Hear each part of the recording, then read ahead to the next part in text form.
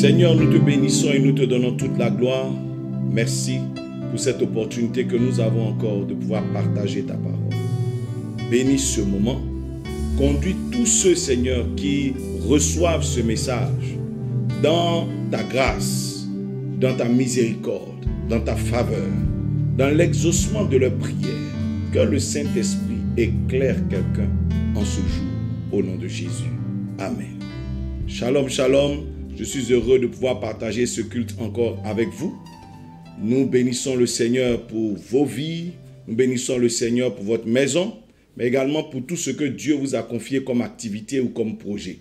Que la grâce et la paix de Dieu reposent sur vous. En ce jour, je veux partager un thème très intéressant, mais surtout très important dans la vie de foi, dans la foi chrétienne avec chacun d'entre nous.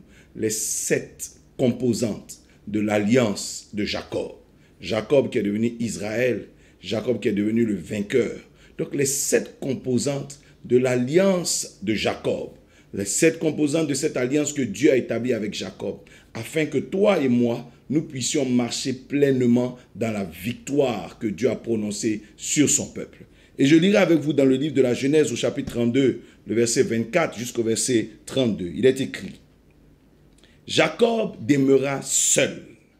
Alors un homme lutta avec lui jusqu'au lever de l'aurore.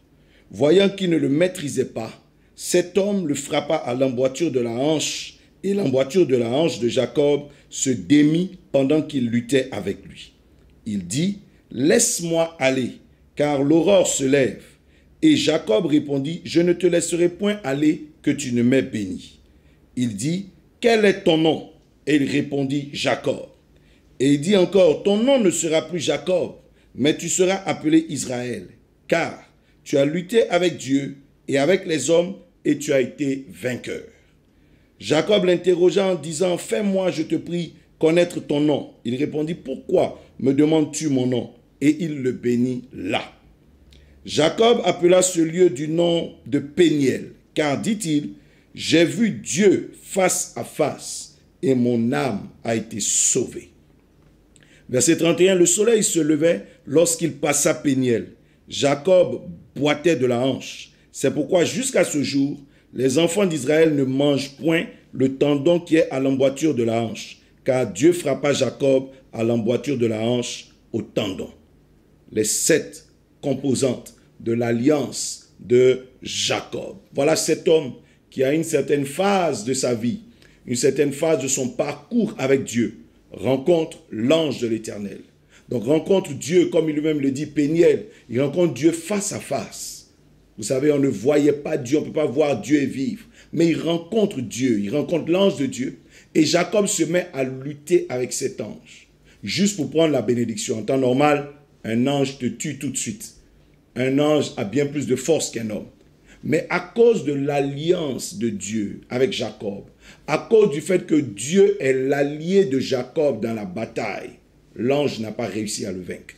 Et aucun des adversaires de Jacob n'a réussi à le vaincre. La preuve, c'est que l'ange lui dit quoi? Tu as lutté avec Dieu, tu as lutté avec les hommes et tu as été vainqueur. Pourquoi? À cause de l'alliance de la victoire établie par Dieu avec Jacob. Alors l'ange lui dit: toi, ton nom sera Israël. En d'autres termes, vainqueur. Je prophétise sur toi. Tu seras vainqueur dans toutes tes batailles.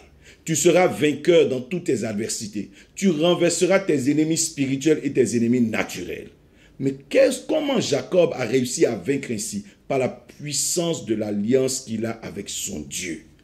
La puissance de cette alliance qui fait que Dieu est son allié dans toutes les batailles. Rappelez-vous lorsque David allait contre le géant Goliath, cet homme expérimenté en guerre, ce puissant guerrier de Goliath, que représente Goliath, ce Philistin terrible, qui faisait trembler toute l'armée d'Israël. Lorsque David va contre lui, David dit quoi? Qui est cet incirconcis? Donc David fait mention de quelque chose, d'un signe d'alliance. Et donc il dit que Dieu livrera de Goliath entre ses mains. Donc David est sûr que Goliath va mourir parce que l'Éternel est son allié dans la bataille. Et qu'est-ce qu'il dit? Il dit: car la victoire appartient à l'Éternel et il nous la donne, il nous l'accorde sur vous.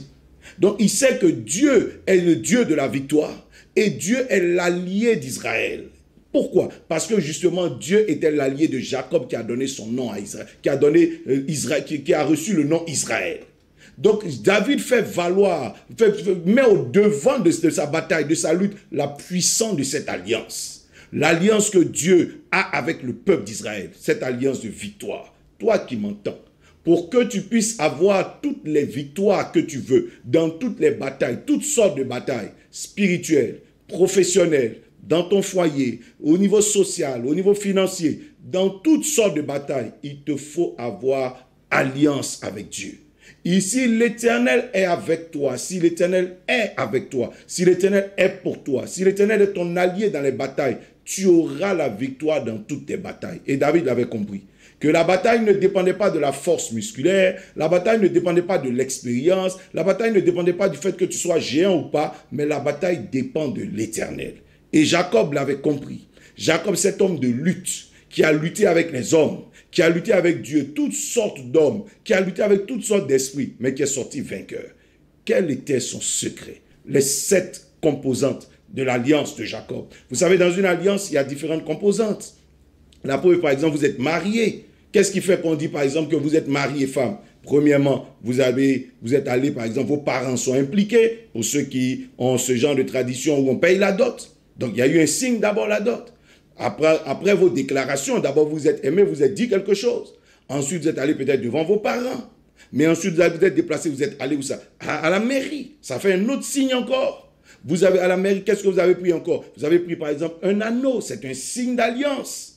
Ça ne suffit pas seulement d'avoir le papier de la mairie ou d'avoir juste le cachet de la dot. Mais vous avez fait quoi? Vous avez un signe d'alliance. Mais en plus de ça, vous habitez la même maison. Ça fait un autre signe d'alliance. Vous avez des enfants. Et tout ça, ce sont différents signes qui permettent de sceller l'alliance. Mais si, par exemple, vous êtes allé juste faire la dot, que vous ne vivez pas ensemble, vous ne partagez pas le même toit, vous n'avez pas l'alliance, vous n'êtes pas parti à la mairie, il y a des choses qui manquent dans votre alliance et votre alliance est faible. Quand vous voulez établir une alliance avec Dieu, il faut que toutes les composantes de cette alliance soient présentes. Quand Jésus-Christ est venu établir alliance avec nous, il nous a donné sa parole, il nous a donné son sang, il nous a donné sa chair, il nous a donné son esprit. Donc, voyez, il y a différentes composantes et c'est ce qui fait de cette alliance une alliance solide. Quelles sont les composantes de l'alliance que tu as avec Dieu? Nous allons étudier l'alliance de Jacob. Et comment Jacob finit par être vainqueur dans toutes ses batailles. Il avait quelques éléments importants et que nous allons citer ici. Premier signe, première composante de l'alliance de Jacob, la circoncision. Que nous retrouvons en Genèse chapitre 17, le verset 9 au verset 14. Où Dieu justement dit à Abraham en Genèse 17 que tout mâle qui est né en Israël, qui est né de lui, tout mâle qui est de sa postérité devra être circoncis dès le 8e jour de naissance. Donc 8 jours après la naissance, l'enfant mâle passait par la circoncision. Et celui qui ne passait pas par la circoncision devait être écarté du pays, écarté du moins de la lignée, écarté de la famille, on devait même l'exterminer. Donc voyez la première composante, puisque Jacob est né d'Isaac, Isaac étant le fils direct d'Abraham, Jacob passe par la circoncision. Et cette circoncision est la première composante de son alliance avec Dieu. Qu'est-ce que ça représente pour nous aujourd'hui? Aujourd'hui, on dira par exemple que c'est la circoncision de cœur. Mais que voulait dire la circoncision? Pourquoi il y avait ce signe dans la chair de l'enfant dès le 8e jour? Bien-aimé, la circoncision était une mise à part. Quand l'enfant était circoncis, on le séparait ainsi des autres. Il n'était plus comme les autres mâles de sa génération, mais il était mis à part pour Dieu. Il était mis à part. À ce signe, on reconnaît que cet enfant-là était dans la lignée de Dieu et fait partie du peuple de Dieu. Donc ce signe, c'était une mise à part. La circoncision était comme un signe de consécration à Dieu, où l'enfant était consacré à Dieu. En d'autres termes, il était destiné à vivre les choses de Dieu. Vivre comme Dieu voulait qu'un homme vive. Vous savez, le monde, à sa manière, à sa volonté, le monde veut que les hommes vivent d'une manière. Tes parents souhaitent que tu vives d'une manière, tes amis ont choisi quelque chose, le pays où tu te trouves a choisi quelque chose, et il y a Dieu qui veut que tu vives aussi d'une manière, qui veut que tu vives les choses de Dieu. Quand Dieu prend Abraham, il dit, quitte ton pays, ta patrie, la maison de ton père. Donc sors de tout ce que tu vis jusqu'à présent et va dans le pays que je te montrerai pour vivre les choses de Dieu. Et Abraham se retrouve dans un autre pays, ou dans le monde de Dieu, on pourrait dire. et il va commencer à vivre les choses de Dieu. Une des choses de Dieu, par exemple, c'est qu'Abraham, par exemple, va voir quoi? Sarah, sa femme stérile, vieille, qui a passé l'âge de la ménopause, enfantée. Voici une chose de Dieu. Abraham ne vit plus les choses ordinaires, mais il vit les choses divines. Il commence à voir les choses divines. Une des choses de Dieu, c'est que son nom change, par exemple. Abraham, il devient Abraham, père de multitudes. La preuve, on le connaît jusqu'à aujourd'hui. Voici une chose de Dieu pour lui. Et Sarai, sa femme, devient maintenant Sarah. Dieu change son nom, la mère d'une multitude. Donc, voici une chose de Dieu. Son statut change. Dieu veut que tu vives les choses de Dieu. La Bible dit en Genèse 22, après ces choses qui étaient les choses de Dieu, Dieu mit Abraham à l'épreuve. Voici une autre chose de Dieu, une épreuve venant de Dieu. Dieu dit à Abraham, par exemple, faisons alliance. Voici une chose de Dieu. Et Abraham va commencer à vivre les choses de Dieu, va vivre la vie que Dieu veut qu'il mène. Quand vous êtes circoncis, lorsque cette composante est dans votre alliance, Dieu vous met à part pour vivre non les choses du monde, mais les choses de Dieu. Donc la circoncision fait quoi? C'est un signe par lequel quelqu'un se rend disponible pour Dieu. Quand vous êtes circoncis, vous êtes disponible non pour le monde, non pour les hommes, mais vous êtes disponible pour Dieu. En d'autres termes, vous vous disposez à être un instrument de Dieu. Justement, Jacob devait être disponible, se mettre à la disposition de Dieu. Quand vous êtes en alliance avec Dieu, vous devez être à la disposition de Dieu. Lorsque Moïse, par exemple, rencontre Dieu et que Dieu lui dit retourne, Moïse ne veut pas, il ne veut pas se mettre à la disposition de Dieu alors qu'il fait partie du peuple de Dieu. Il est circoncis. La Bible dit Dieu l'attaqua la nuit. Parce que voici quelqu'un qui porte la marque des instruments que Dieu peut utiliser. Tu es un homme, tu t'es donné au Seigneur, tu dois être disponible pour le Seigneur. Dieu doit être capable de t'utiliser quand il veut et comme il veut. Tu ne dois pas être disponible pour les choses du diable. Tu ne dois pas être disponible pour les choses des hommes qui ne plaisent pas à Dieu.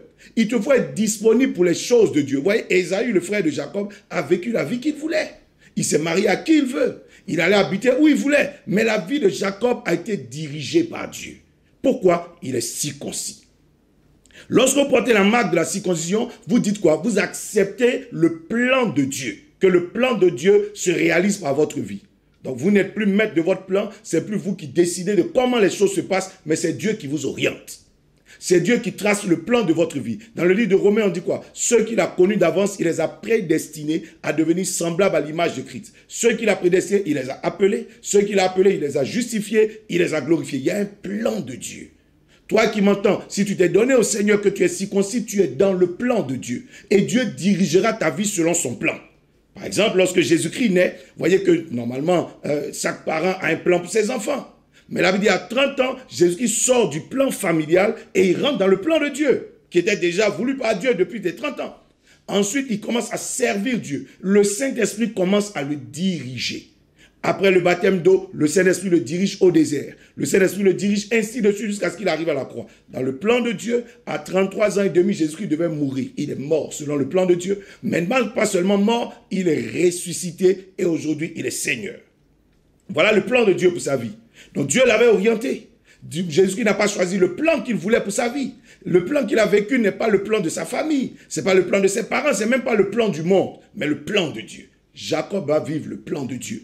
Dieu lui dira à des moments, retourne à Canaan, fais ceci, va à Bethel, fais cela. Donc Dieu le dirige, Dieu le conduit. Dieu lui dira, par exemple, ôte les dieux que tu as, les autres fétiches, sanctifie-toi, c'est un plan. Toi qui m'entends, dans quel plan es-tu? Mais le plan de Dieu est un plan de paix, un plan de bonheur, un plan d'espérance, un plan d'avenir. C'est intéressant d'être dans le plan de Dieu. Jacob a été dans le plan de Dieu, on le reconnaît jusqu'aujourd'hui. Le plan de Dieu l'a établi vainqueur. Le plan de Dieu l'a établi homme élevé. Ésaü est rentré dans le plan que lui voulait. Vous savez, vous êtes libre de mener la vie que vous voulez, mais c'est mieux de mener la vie de circoncision, où vous entrez directement dans le plan de Dieu, parce que vous êtes consacré à Dieu, vous êtes dédié à Dieu. Lorsque quelqu'un est circoncis, il accepte d'avoir sa part avec Dieu. C'est Dieu qui définit ta part dans la vie, qui définit ta part, ta portion de gloire, qui définit ta part dans la vie. Ce n'est pas seulement tes forces, ton intelligence, mais c'est Dieu qui définit ta part. Et je veux te dire que la part que Dieu définit pour toi est toujours plus grande que la part que ton intelligence te donne. Est toujours plus grande que la part que les hommes te donnent. Par exemple, le père de Jacob n'avait pas prévu une grande part pour Jacob. Il avait méprisé Jacob. Il prévoyait une grande part pour Ésaü, puisque lui, il aimait Ésaü. Mais la part de Jacob s'est retrouvée entre les mains de Dieu. Je suis en train de dire à quelqu'un, le monde essaiera de te voler, le monde essaiera de mettre un plan en place, peut-être que tu as une part, ta part parmi les malheureux, ta part parmi ceux qui souffrent, ta part parmi les méprisés, mais Dieu te garantit que ta part sera parmi les puissants. Ta part sera parmi les personnes élevées. Ta part sera parmi les personnes les plus heureuses, les plus prospères. Bien-aimé, être en alliance avec Dieu, être circoncis de cœur, c'est accepter la part que Dieu me donne. La Bible dit par exemple, Jésus-Christ s'est retrouvé au désert, en train de jeûner, et le diable l'a approché. Et le diable lui a dit, regarde la terre et toute sa gloire, je te les donne. Voici la part que je te donne si tu te prosternes devant moi. Si tu acceptes de marcher avec moi. Et Jésus-Christ a dit, non, je préfère ma part avec Dieu. Je préfère adorer Dieu que de t'adorer toi. Parce que Dieu me donnera ma part. Et la part que Jésus-Christ a eu avec Dieu, il est Seigneur dans les cieux, sur terre et sous terre. Et Apocalypse chapitre 5 dit, à lui soit la gloire, la richesse, la puissance, la sagesse, la louange, la force, au siècle des siècles. Voilà la part que Dieu lui a donnée. Ésaïe 53 dit, après avoir souffert et qu'il a justifié plusieurs par sa mort et par le travail de son âme, il prendra sa part parmi les puissants. Il partagera le butin des puissants. Et l'œuvre de l'Éternel prospérera entre ses mains. Voilà la part du Christ. Quelle sera ta part avec Dieu? Dieu a dit à Abraham, ta récompense sera grande. Tu auras ta part avec moi. Et on connaît Abraham aujourd'hui comme le père de la foi. Ce n'était pas la part que ses parents avaient réservée pour lui. Ce n'était pas la part que ses amis avaient réservée pour lui. Ce n'était même pas la part que son intelligence avait réservée. D'autant plus que pour que cette part arrive, il fallait que Abraham fasse accoucher Sarah qui avait 89 ans. Impossible. Dieu te garantit une part. Lorsque tu es circoncis de cœur, ta portion se trouve avec Dieu. Dieu sera ta récompense. Accepte la part de Dieu, mais il faut d'abord refuser la part que le diable te présente. Il faut refuser la part que le monde te présente. Il faut refuser la proposition de l'ennemi. Parce que tu es circoncis de cœur, mis à part pour Dieu. Laisse-moi te dire, quelle est la clé justement de cette étape, de cette composante de l'alliance? Vous savez, quand on parle d'alliance, on parle de sacrifice. Quelle est la clé? Pour que quelqu'un puisse vivre une vie de circoncision, cette composante l'établit réellement dans son alliance, il te faut sacrifier les plaisirs du monde sur l'autel de la circoncision. Donc celui qui accepte de sacrifier les plaisirs que ce monde lui offre, pour pouvoir au contraire vivre les plaisirs que Dieu lui présente, qui trouve son plaisir avec Dieu, son plaisir dans les choses de Dieu, celui-là marchera dans la gloire de Dieu. Le psaume dit cela. Heureux l'homme qui s'est séparé des compagnies du monde, qui s'est séparé des compagnies des pécheurs, mais qui a trouvé son plaisir dans la loi de l'Éternel, qui a trouvé son plaisir dans les choses de Dieu. Il est comme un arbre planté au bord d'un courant d'eau, dont le feuillage ne flétrit point et tout ce qu'il fait réussit. Vous avez besoin de choisir votre part avec Dieu. Sacrifier, c'est un sacrifice que l'on fait. Il faut sacrifier ses plaisirs de ce monde, ses plaisirs de cette terre, les plaisirs de ce monde, sur l'autel de la circoncision. Pour faire quoi? Pour entrer dans les bonheurs et les plaisirs que Dieu garantit à ton âme, que Dieu garantit à ta personne, que Dieu propose à ta personne. Les plaisirs de Dieu sont meilleurs. Les bonheurs de Dieu sont meilleurs que les bonheurs éphémères qui n'ont aucune valeur. Qu'est-ce que le bonheur que l'alcool donne à un homme? Quel est le bonheur que la terre peut fournir? C'est un bonheur éphémère qui ne dure pas. Mais le bonheur de Dieu est éternel. Il te faut marcher dans la circoncision. Jacob a eu le bonheur non seulement de vivre, mais également il a le bonheur de voir quoi? Ses enfants réussir, ses enfants être un peu puissants, mais le bonheur de voir quoi? Son nom rester d'éternité en éternité. Mais en plus le bonheur d'être établi aujourd'hui dans le royaume de Dieu comme un patriarche, un père de foi. Quel grand bonheur! Bien-aimé, la deuxième composante de l'alliance que Jacob va établir avec Dieu, c'est la composante de l'amour de Dieu. Quand vous êtes allié de Dieu, il faut gagner l'amour de Dieu. Il faut gagner le cœur de Dieu. Vous vous rappelez de David? Qu'est-ce que Dieu dit? Il dit, David est l'homme selon mon cœur. David a gagné l'amour de Dieu. Vous devez gagner l'amour de Dieu. Et Jacob a gagné l'amour de Dieu. Qu'est-ce que les Écritures disent? J'ai aimé Jacob. Dieu dit, j'ai aimé Jacob. J'ai haï Ésaü. Vous avez besoin de gagner le cœur de Dieu. Jésus-Christ est venu nous en parler. Il dit quoi? Il dit, demeurez dans mon amour. Demeurez dans l'amour de Dieu. Parce que justement, celui qui demeure dans l'amour de Dieu, il dit quoi? Demandez alors ce que vous voulez en Jean 15. Celui qui réussit à demeurer, qui demande ce qu'il veut, et cela lui sera accordé. Vous avez besoin de faire quoi? De demeurer dans l'amour de Dieu, gagner l'amour de Dieu. Et Jacob a réussi à gagner l'amour de Dieu. Vous pourrez le voir en Genèse chapitre 25, le verset 23 à 28. La Bible dit, Isaac aimait Ésaü. Ésaü a réussi à gagner l'amour d'Isaac. Les conditions d'Isaac, c'était quoi? Mais il faut que tu sois un habile chasseur, par exemple. Isaac aimait manger du gibier. Donc Ésaü a réussi à gagner l'amour d'Isaac, mais il n'a pas gagné l'amour de Dieu. La Bible dit Rebecca aimait Jacob justement parce que Dieu aimait Jacob. Donc Rebecca qui a consulté l'Éternel s'est mise du côté de Dieu. Donc Rebecca aimait Jacob, c'est la traduction que Dieu aimait Jacob. Jacob n'était pas un habile chasseur. Il n'a peut-être pas l'amour, il n'a pas eu l'affection de son père, mais il a eu l'amour de Dieu. Bien aimé, l'amour de Dieu vaut mieux que l'amour des hommes. L'amour de Dieu vaut mieux que l'amour des hommes. Si vous avez les deux, gloire à Dieu. Nous voulons que les hommes nous aiment, mais il vaut mieux avoir l'amour de Dieu que l'amour des hommes. L'amour des hommes est infidèle. L'amour des hommes ne dure pas. L'amour des hommes est incapable. Marthe et Marie aimaient Lazare, mais donc elles n'ont fait qu'enterrer Lazare. L'amour des hommes est limité, ne peut pas aller plus loin. Quelqu'un fait ce qu'il peut faire pour toi. Mais dans son amour, Dieu est puissant, il est capable de faire au-delà même de tes imaginations. La preuve, c'est que Ésaü a été aimé par son père, Ésaü n'est rien devenu. L'amour d'Isaac pour Ésaü ne lui a même pas donné la bénédiction. Ne lui a même pas donné le bonheur. La Bible dit Ésaü a pleuré plus tard, en Genèse 27. Parce que son père, malgré son amour, son père n'a pas pu lui accorder ce qu'Ésaü attendait. Mais l'amour de Dieu pour Jacob a donné à Jacob ce que Jacob espérait, la bénédiction de Dieu. Il vous faut gagner l'amour de Dieu dans votre alliance avec Dieu. Il ne suffit pas seulement de marcher. Mais Ésaü portait la marque de la circoncision, par exemple, mais il n'a pas gagné l'amour de Dieu. Comment Jacob a réussi à gagner l'amour de Dieu? Premièrement, Jacob a fait le choix de ce qui plaisait à Dieu.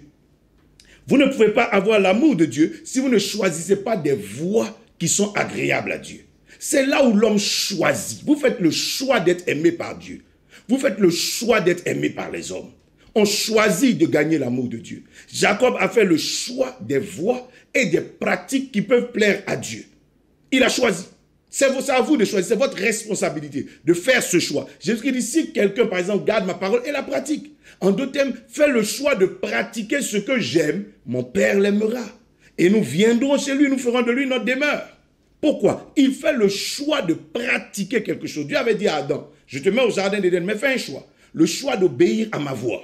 Si tu fais le choix d'obéir à la voix de ta femme ou à la voix du serpent, tu sortiras du jardin d'Éden, tu mourras. Vous avez besoin de faire le choix de faire quoi? De gagner l'amour de Dieu. Le choix de marcher dans des voies et marcher dans des pratiques qui plaisent à Dieu. Bien-aimé, comment quelqu'un marchera-t-il dans les choses qui plaisent à Dieu? Premièrement, Dieu est esprit et vous êtes obligé de faire les choix des choses spirituelles. Ésaü a par exemple choisi la chair. Donc lui, tout ce qui l'intéressait, c'est la chair et c'était tout. La chair a des désirs contraires aux désirs de l'esprit. La chair vous entraîne dans des plaisirs que le Saint-Esprit déteste. La chair est carrément l'opposé, l'ennemi de l'Esprit de Dieu. Donc c'est un choix que vous faites. Ou vous choisissez de plaire à votre chair, ou vous choisissez de plaire à Dieu. Ésaü a fait le choix de satisfaire sa chair. Il est même capable de vendre tout ce qui est spirituel, le droit d'aînesse. Il a perdu la bénédiction. Tout ce qui est spirituel, Ésaü a tout perdu. Juste pour plaire à sa chair. Même quand il fallait qu'il se marie, il a fait le choix de ce que ses yeux aimaient, pas le choix de ce qui pouvait plaire à Dieu. La preuve, la Bible dit quoi? Il a marié une Ismaélite. Ce qui a déplu à Isaac, qui était un homme spirituel. Ça a déplu à Rebecca, qui était une femme spirituelle. Pourquoi? Le monsieur fait le choix de satisfaire sa chair. C'est que les attentes de sa chair qui comptent pour lui. C'est tout, rien d'autre. Il ne prend pas en compte les données de Dieu. Il ne prend pas en compte ce qui intéresse Dieu. Il a été chassé de la terre de Canaan. Parce qu'il n'a jamais cherché à gagner l'amour de Dieu. Il avait trompé Isaac en son temps. Comme Isaac n'avait pas de bon discernement, Isaac pensait qu'il suffisait d'être l'aîné, d'être habile chasseur pour être le candidat de Dieu. Mais quand Isaac ouvre ses yeux plus tard, il se rend compte que Ésaü fait des choix qui n'ont rien à voir avec les choix de Dieu, qui n'ont rien à voir avec les critères de Dieu. Bien-aimé, as-tu fait le choix de gagner l'amour de Dieu dans ta vie? As-tu fait ce choix-là? Mais si tu as fait ce choix, il te faut forcément faire quoi? Marcher dans des voies spirituelles. Faire le choix des choses spirituelles. Es-tu charnel ou es-tu spirituel? L'homme charnel ne plaira pas à Dieu. Parce que l'homme charnel ne peut pas accomplir la volonté de Dieu. Mais l'homme spirituel peut accomplir la volonté de Dieu. L'homme qui a choisi de marcher dans les voies spirituelles peut accomplir la volonté de Dieu.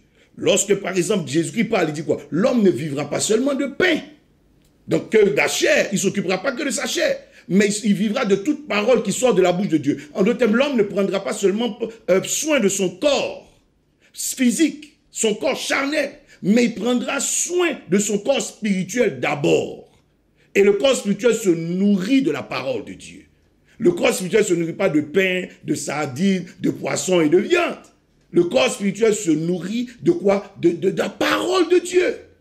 Et le Seigneur a répondu ainsi au diable. Il dit, l'homme qui est de Dieu ne cherchera pas seulement à prendre soin, s'occuper de son corps, de sa peau, mais il s'occupera surtout de l'état de santé de son esprit, de son âme.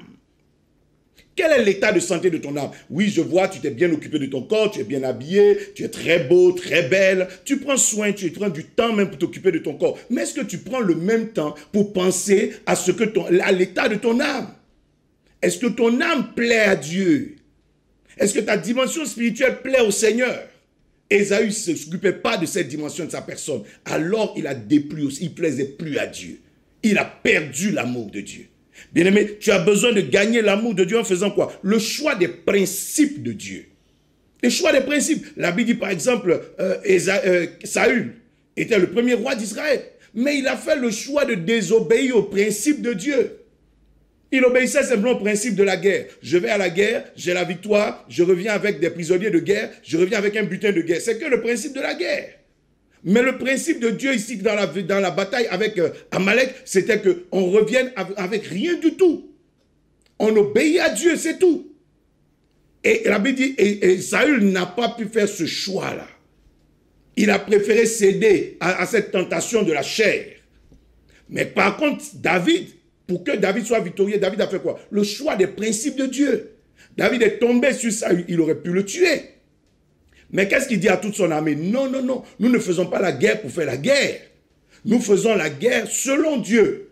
Et il est écrit dans les principes de Dieu que tu ne porteras pas la main sur loin de l'Éternel. Alors il a laissé Saül vivre. C'était son ennemi. Mais c'est un choix qu'il a fait. Le choix d'avoir l'amour de Dieu. Et Dieu dit quoi? David est l'homme selon son cœur. Vous ne pouvez pas gagner l'amour de Dieu si vous ne pratiquez pas la parole de Dieu.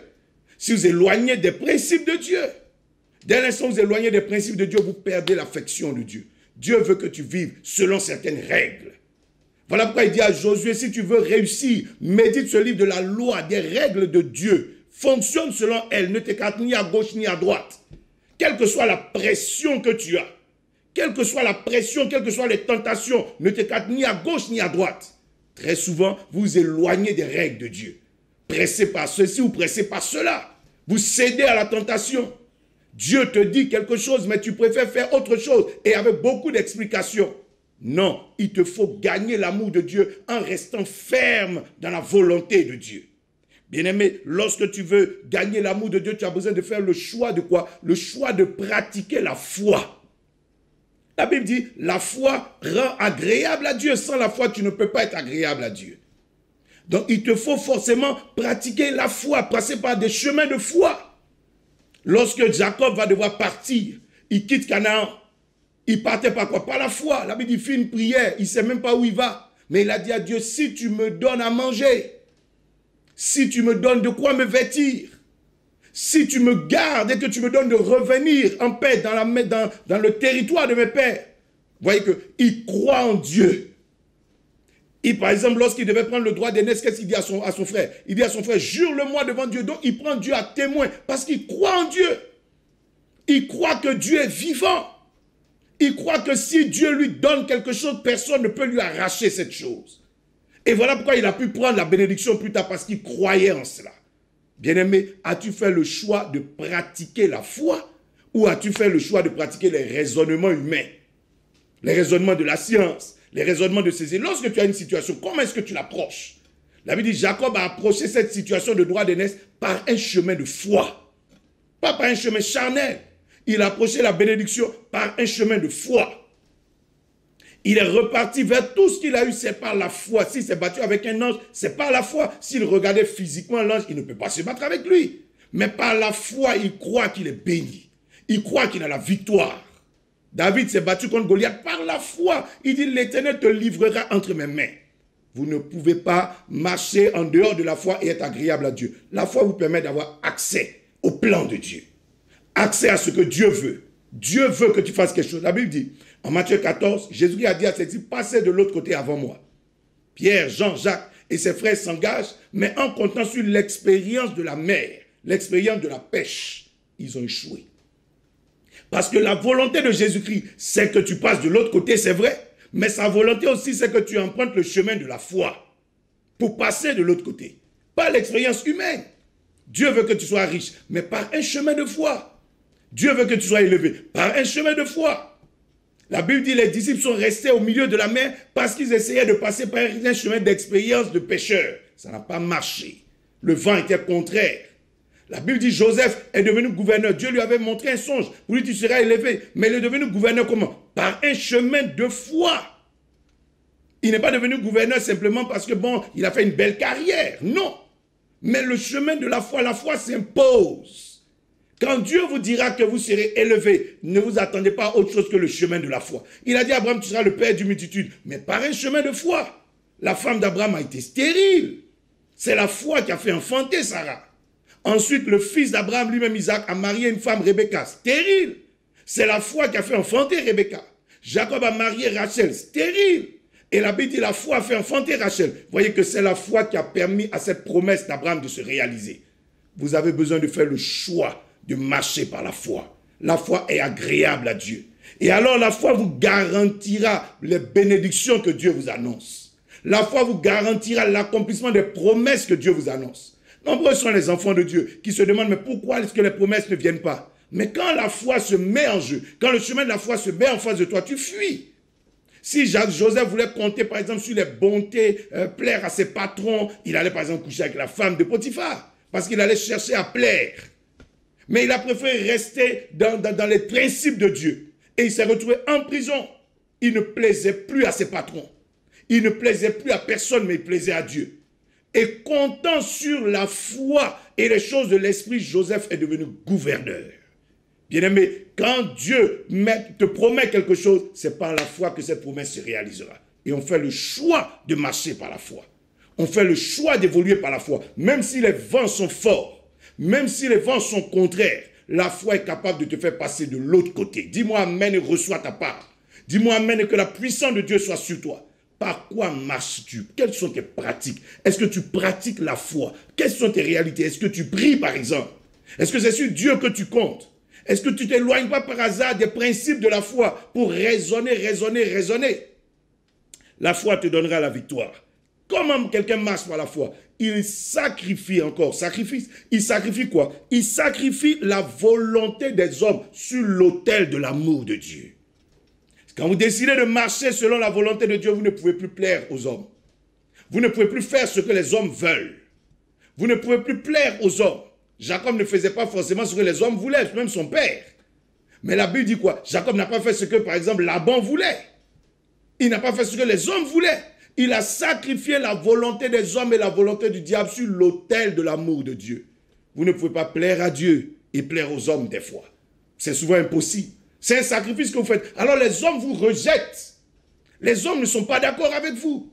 Les hommes s'opposent parce que vous ne faites pas ce qui leur plaît. Mais Dieu vous aime. Dieu vous gardera. Lorsque Joseph voulait marcher dans les voies de Dieu, ses frères l'ont vomi. Ses frères l'ont vendu, ses frères l'ont détesté. Il ne leur a rien fait à eux. Il a juste choisi de marcher pour plaire à Dieu. Mais ça ne plaisait pas aux autres. Alors ils vont le vomir. Mais Joseph a fait quoi? A sacrifié ce bonheur de la volonté des hommes sur l'autel de l'amour de Dieu. Voilà le deuxième sacrifice de l'alliance. Alors vous perdez l'affection des hommes. Mais plus tard, les hommes reviendront. La Bible dit Jésus-Christ a dû faire quoi? Sacrifier l'amour, l'affection des hommes qu'il pouvait avoir. Il a dû sacrifier ça sur l'autel, sur la croix. Pour aller à la croix, pour accepter l'amour de Dieu. Tout le monde l'a renié. Personne ne l'a accepté. Mais la Bible dit à la fin, il a triomphé. Et aujourd'hui, la terre, le ciel, sous la terre, on confesse que Jésus est Seigneur. Gagnez l'amour de Dieu. Gagner l'amour de Dieu. On travaille beaucoup à gagner l'affection des hommes. On entretient nos relations avec les hommes. Mais que fais-tu pour entretenir ta relation avec Dieu? L'amour de Dieu est plus bénéfique que l'amour des hommes. L'amour de Marthe et Marie a fini par enterrer Lazare.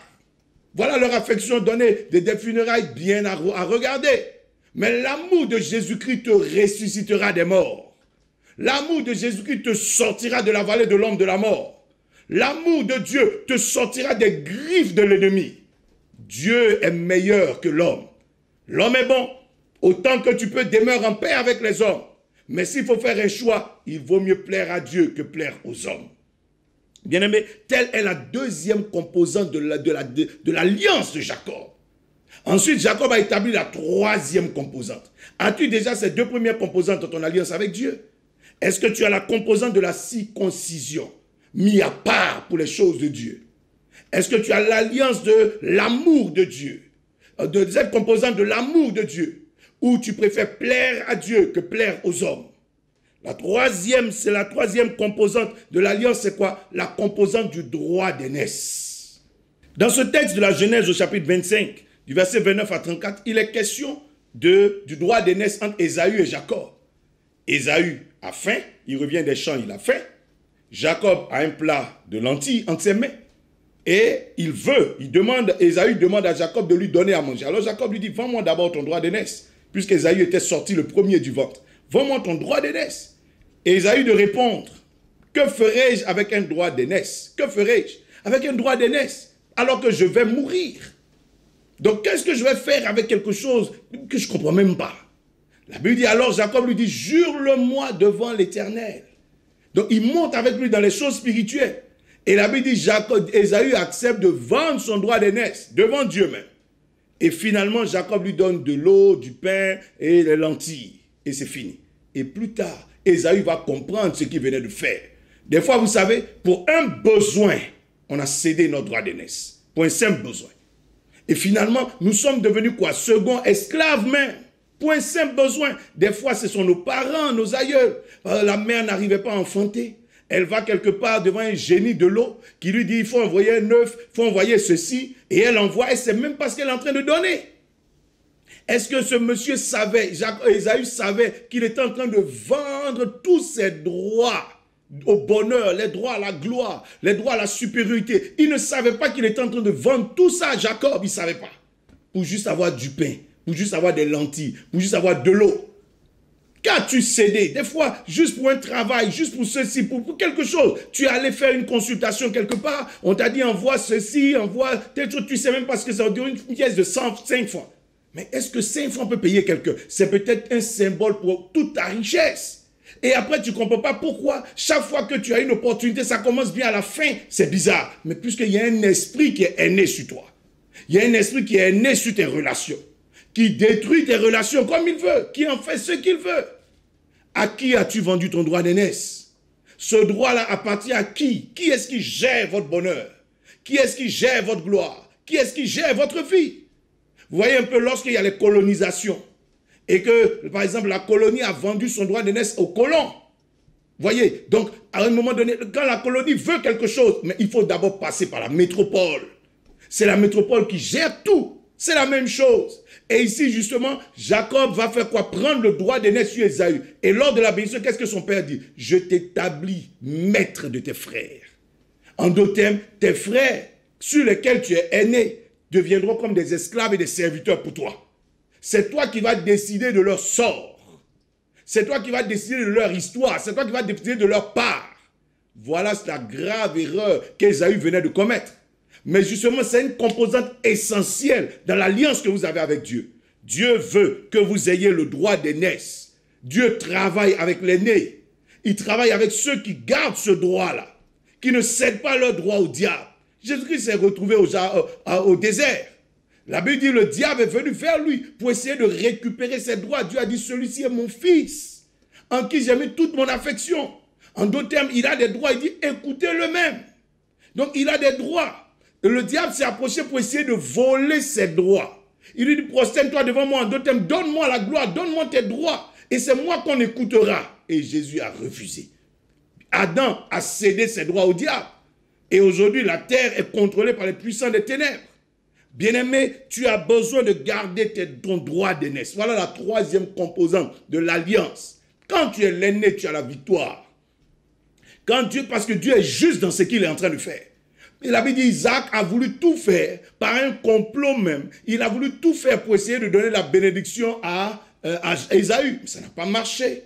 Parce que devant Dieu, celui qui mérite la bénédiction, c'est Jacob. Bien-aimé, quelqu'un mettra un complot en place pour voler ce qui te revient, ça ne marchera pas. Au nom de Jésus, dis Amen.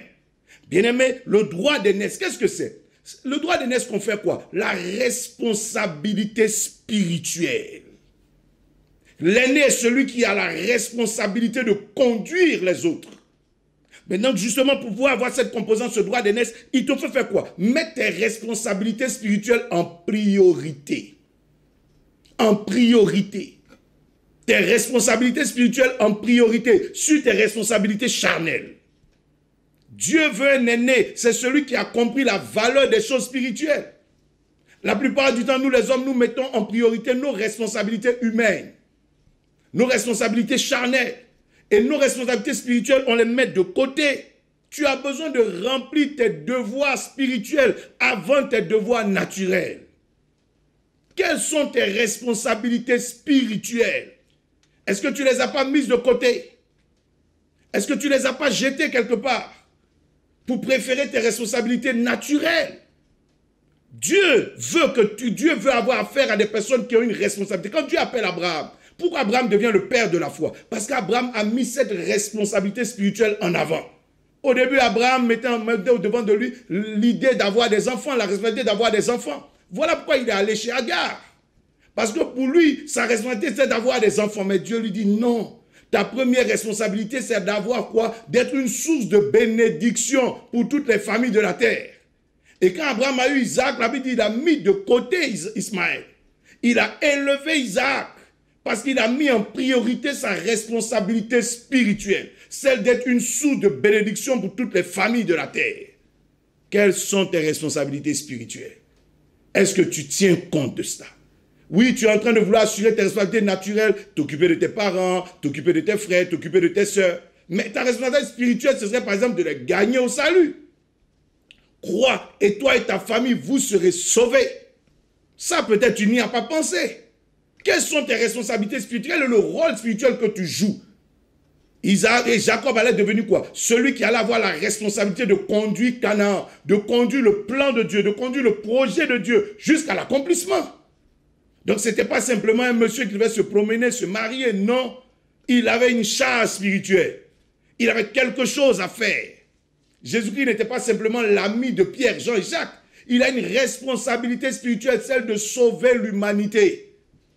Pas celle de vivre simplement sur terre, pas celle d'être l'ami des autres, pas celle de réussir sa vie sur terre, mais de sauver l'humanité. Dieu lui a confié une mission. Quelles sont tes responsabilités spirituelles?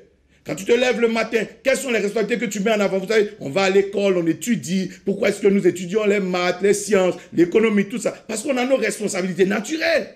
Tu dois jouer ton rôle dans la société. Mais pourquoi tu n'étudies pas la parole de Dieu? Pourquoi tu ne médites pas la parole de Dieu? Pourquoi tu ne cherches pas à grandir dans les choses spirituelles? Parce que tu n'as pas encore compris ta responsabilité spirituelle. Joseph avait une responsabilité spirituelle envers ses frères. Oui, il allait réussir sa carrière, il était devenu gouverneur d'Égypte, mais ce n'est pas ça pour Dieu. La responsabilité que Dieu lui donne, c'est de sauver les enfants d'Israël. Ce n'est pas seulement de diriger un pays. Aujourd'hui, peut-être que tu as une grande fonction quelque part, tu as un poste élevé dans une nation, tu as un poste quelque part, mais lorsque tu as été élevé comme Joseph, que fais-tu pour le corps de Christ?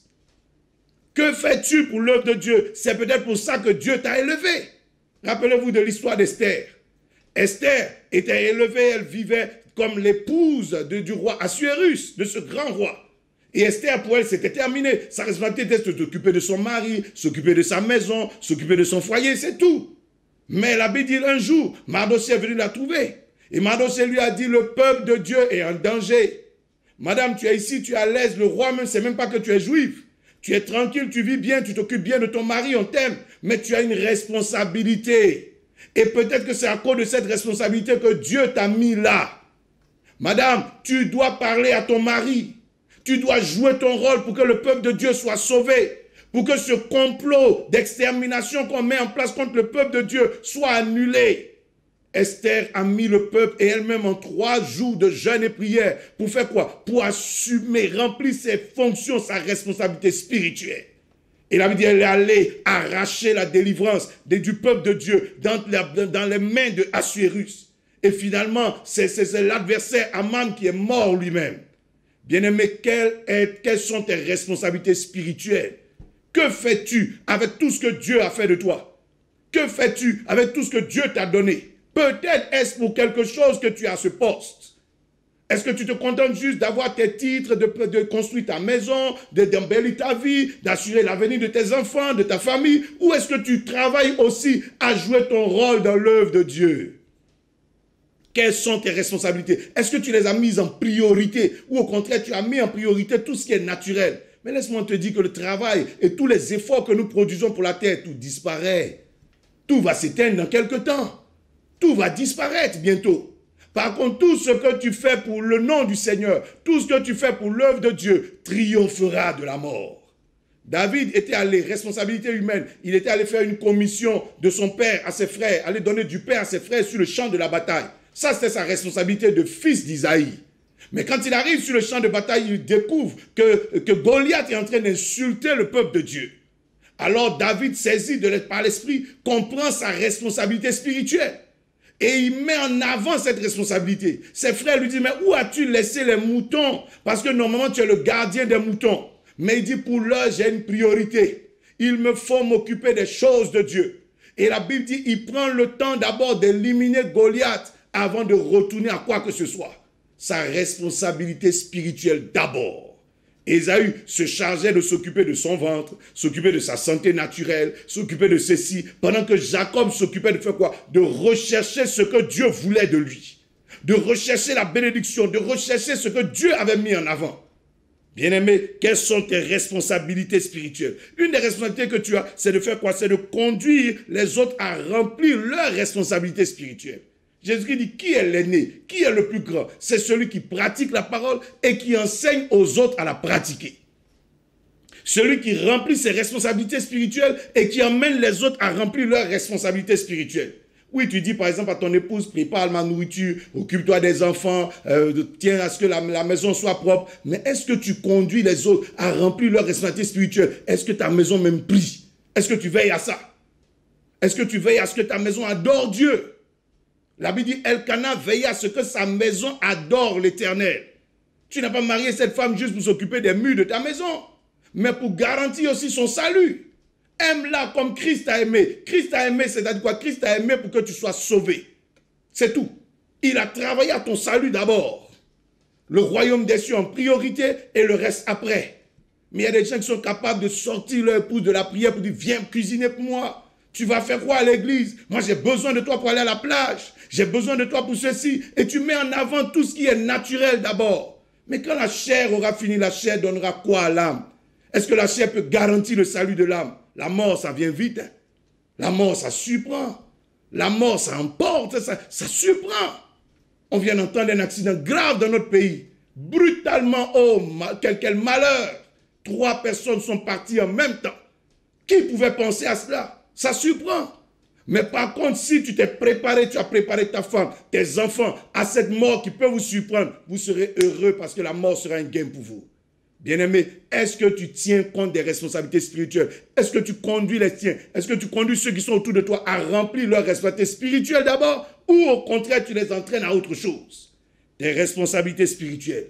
Vous savez, quand cette composante de l'alliance, on sacrifie ses priorités charnelles sur l'autel des priorités divines. Les priorités charnelles sur l'autel des priorités de Dieu. Dieu d'abord. Les priorités de Dieu d'abord. Le royaume des cieux d'abord. Et ensuite le reste. Pas le reste d'abord. Et puis quand il nous reste un peu de temps, on verra ce qu'on va faire pour Dieu. On verra comment on va faire pour les choses de Dieu.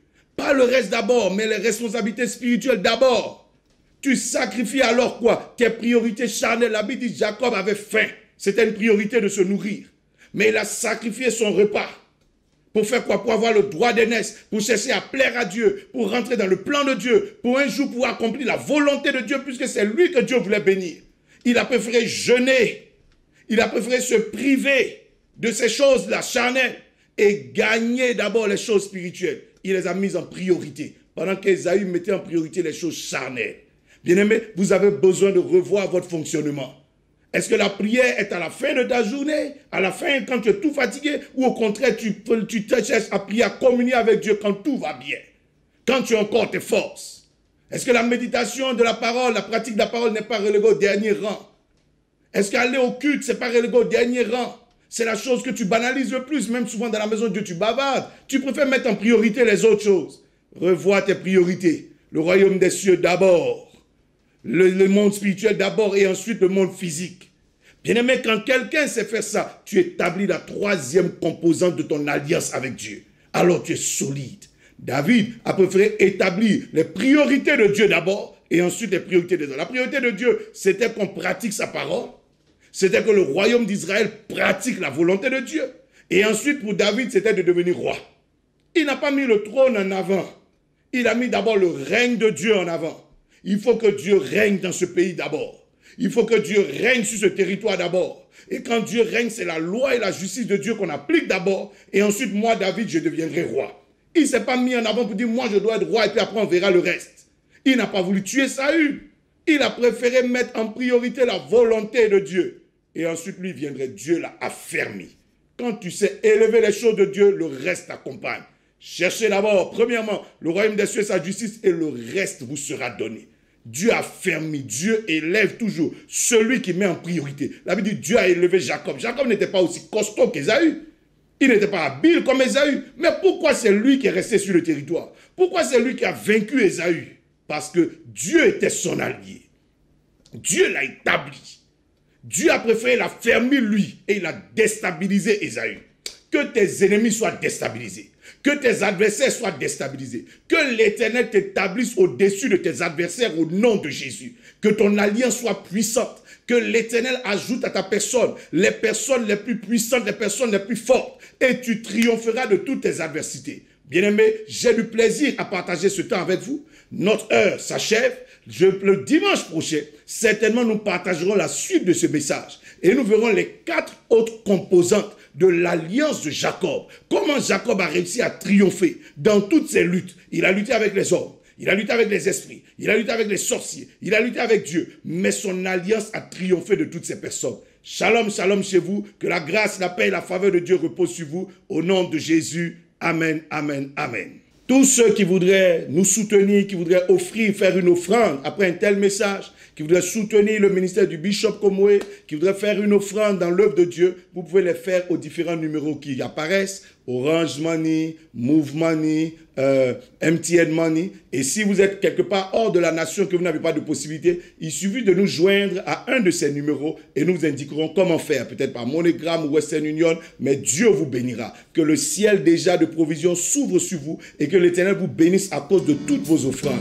Merci pour votre soutien. Merci pour tous ceux qui continuent de nous soutenir depuis pas mal de temps. Que la grâce et la bénédiction de Dieu reposent sur vous. Shalom, shalom. Dieu vous garde.